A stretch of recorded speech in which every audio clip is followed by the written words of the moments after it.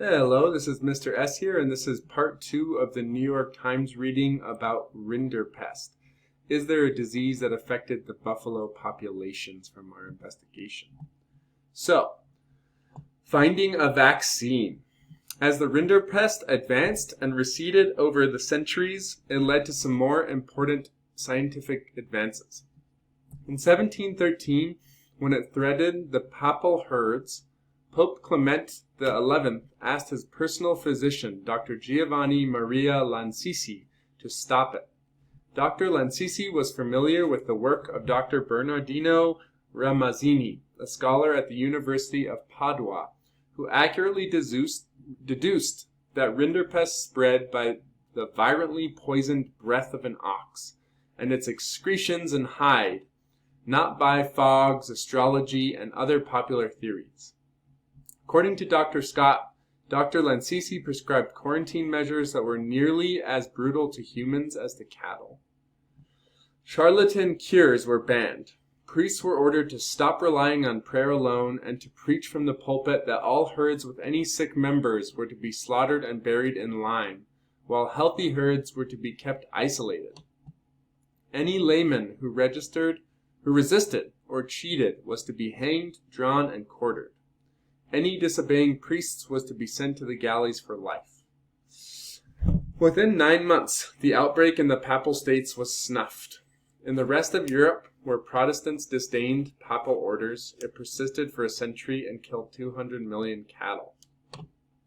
By the 1750s, dairymen in England and in the Netherlands were experimenting with the crude early form of inoculation, soaking a cloth in the diseased cow's mucus, then sewing it into a cut in a healthy cow. It did not always protect and sometimes killed. The last frontier. The intractable problem was Africa.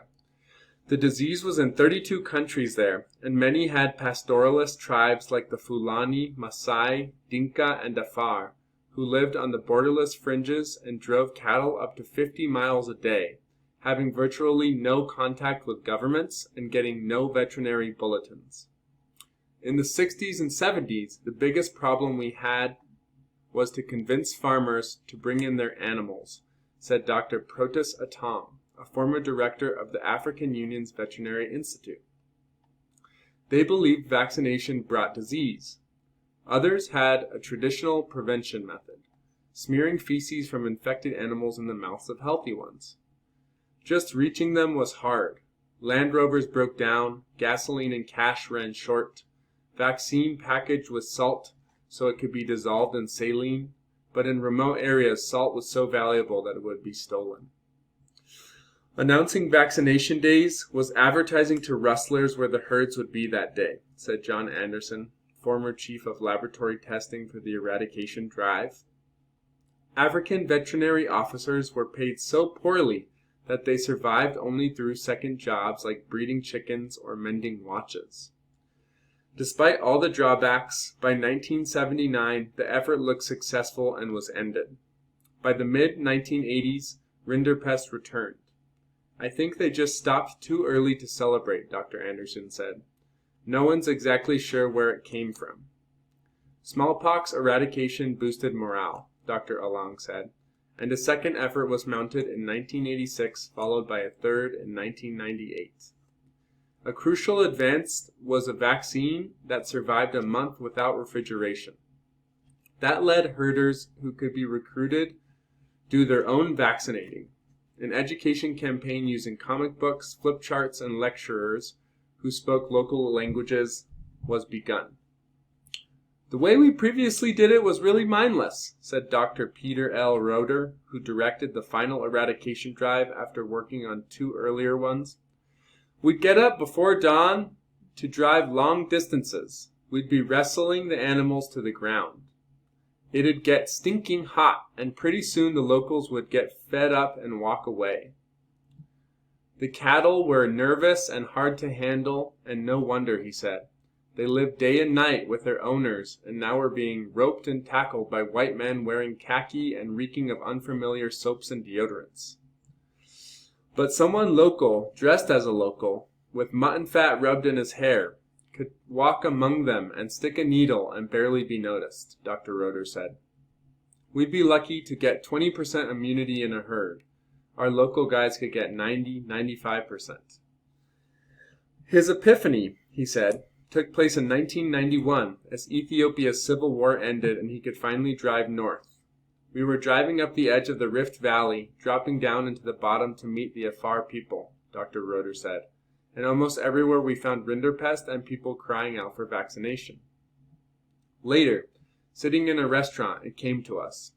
It wasn't necessary to constantly be doing mass vaccinations. We were trying to get 30 million cattle and never getting more than 9 million.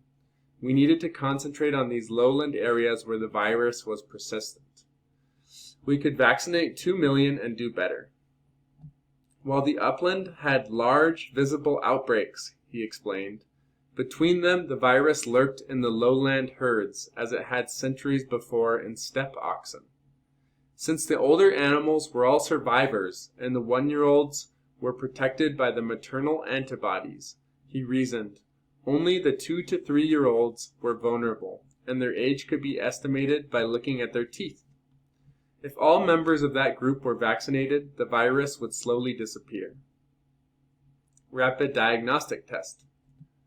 In the same way presidents denied that their citizens had AIDS, they denied that their citizens' cattle had Rinderpest. Dr. Roeder said he once loaded a dead cow onto his pickup and drove it to the Capitol to insist it be tested.